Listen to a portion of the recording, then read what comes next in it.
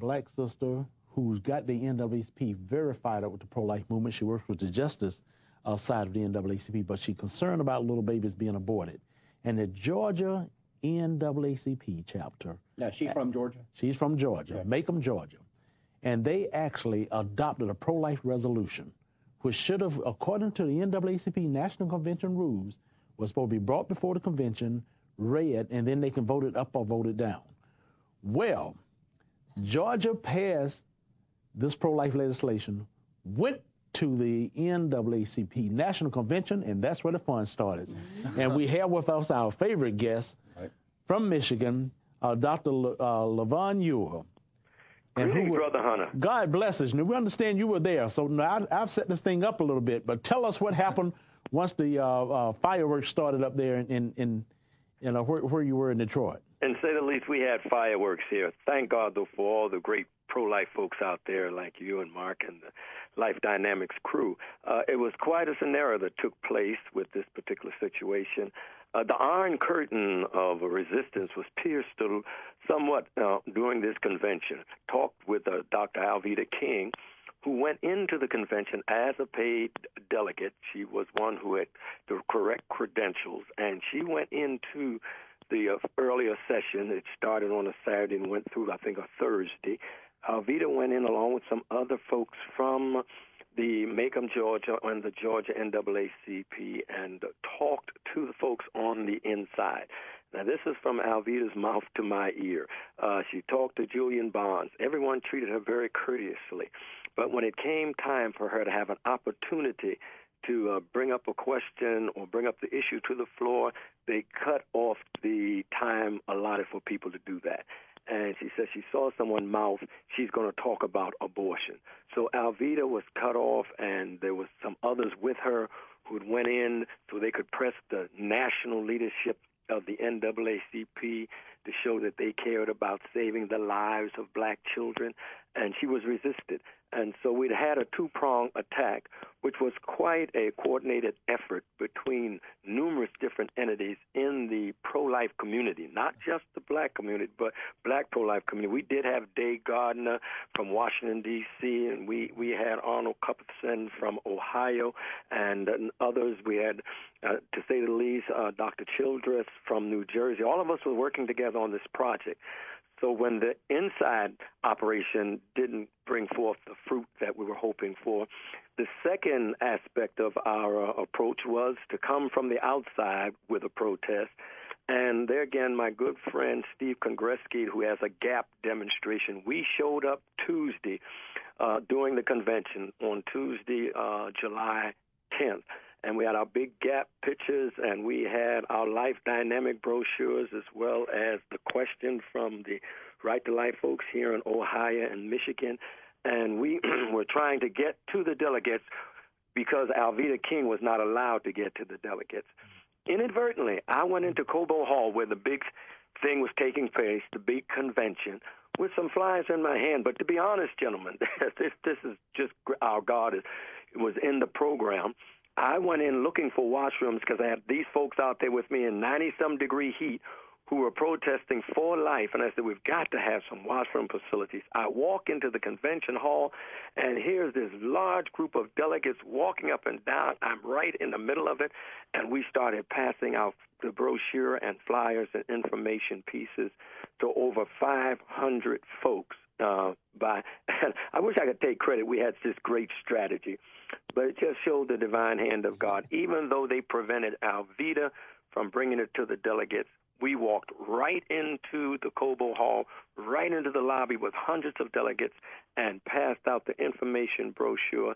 Now, what kind of information brochure you had? We had the Life Dynamic brochure that Mark and the gang there was so kind in sending us, as well as we had the brochure, The Question, and the question brochure was developed by the Michigan and Ohio Right to Life after an extensive study on how to reach the black community. This particular brochure was made for this purpose. So we had a double whammy when we finally got in there, and it became the buzz there. Individuals, even some delegates, when they read the material, one young man in particular walked up to me and said, "This makes sense." In other words, the very information they were trying to keep from them, a lawyer friend who I knew who just happened to be in there, when he saw the brochures, he started passing them out inside, not outside, inside the convention. And everyone that I saw with a delegate, a badge on them, we were placing them in their hand. We had some kids from our church as well as some adults.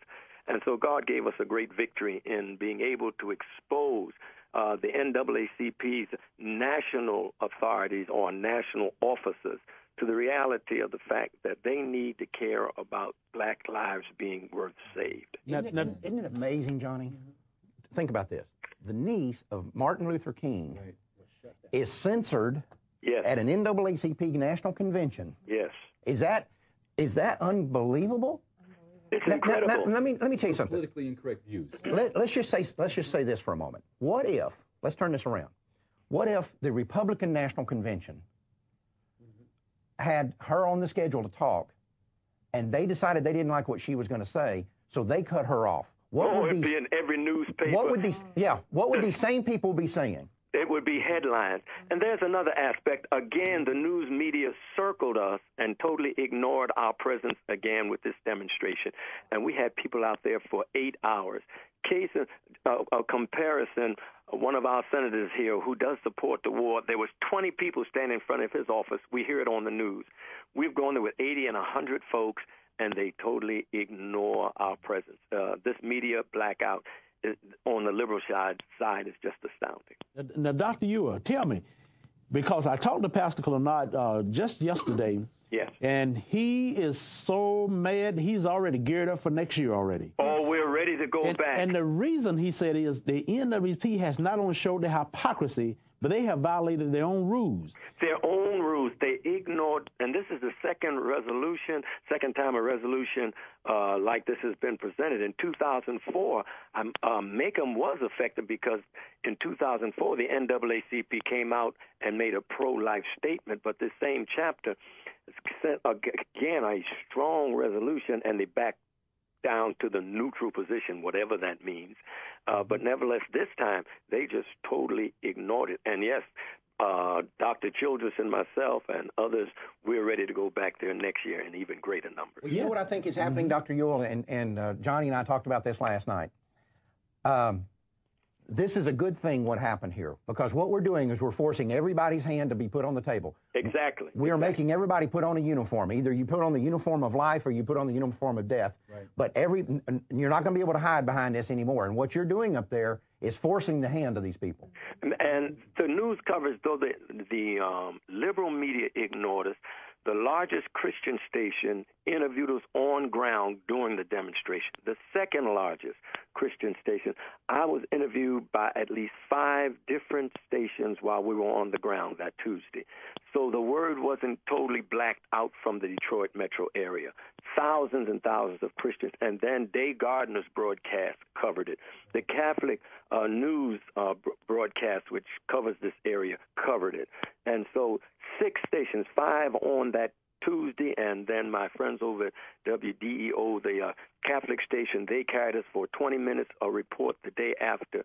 So this thing has now put these people on the spot. Matter of fact, the president of the Detroit NAACP, he, for some reason, found it necessary to walk out and then walk back in, but to walk over where we were.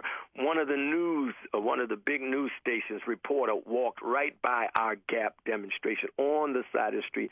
It got to them because even doing that, because they usually just try to ignore our presence. But I believe that by going into that convention, our folks, and walking among their delegates, they were insulted and enraged, but they were put in a position where it was hard. Well, I tell you what I am insulted by. We have some of the worst colored leaders in this nation, because they call themselves Don't call them leaders. People. I'm manipulators. I think you're right. I have to agree with you, Dr. Ewer. Yes, but this is a disgrace. They hold a convention where they're going to bury, quote, the N-word. Yes.